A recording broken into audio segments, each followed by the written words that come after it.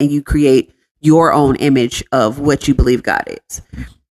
And which is idolatry, which is, like the second commandment, you shall create no other image of God, no image of God or whatever. And like we were talking about this today, like how we have formed our own image of God and limited him to what we can comprehend and try to put boundaries on him based on our experience. And it's like, but our God is an infinite God.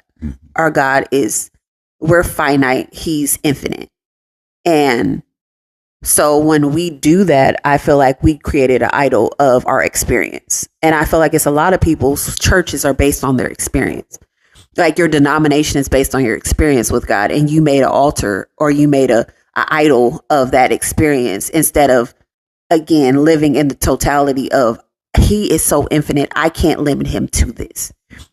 And I personally believe that's why Yeshua did every miracle he did a different way so that people could make a formula of what he does. And I feel like sometimes we take what the disciples said about laying on of hands and like, that's the way to do it. You got to lay on of hands. It's like, but Yeshua didn't do that. And I don't follow Paul. I follow Yeshua. So if I'm making a doctrine of Paul and we say the apostles' doctrine, it wasn't Paul's writings, wasn't the apostles' doctrine. It was the Torah and their testimony of their experience with Yeshua. And so I personally believe that we've made a lot of idols of our experiences, and we've made like how, and I'm going to say something that might be controversial for some people, but this is my personal belief. I believe we've taken a lot of scriptures out of context when it talks about God's name. God only said one name. That was Yahweh, that he said was his name. And in the New Testament, he said the name that's above every other name is Yeshua, Messiah.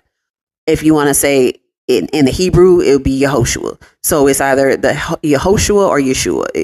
And it's because all we have is the Greek translation of the New Testament. So all we can do is based on the Septuagint that had his name in the Old Testament, which was Joshua, which was translated from the Hebrew, which was Yeshua or Yehoshua.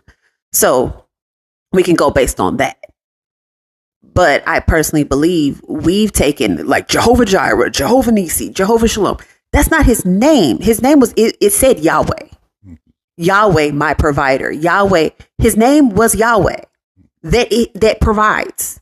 He is provision. He is our reward.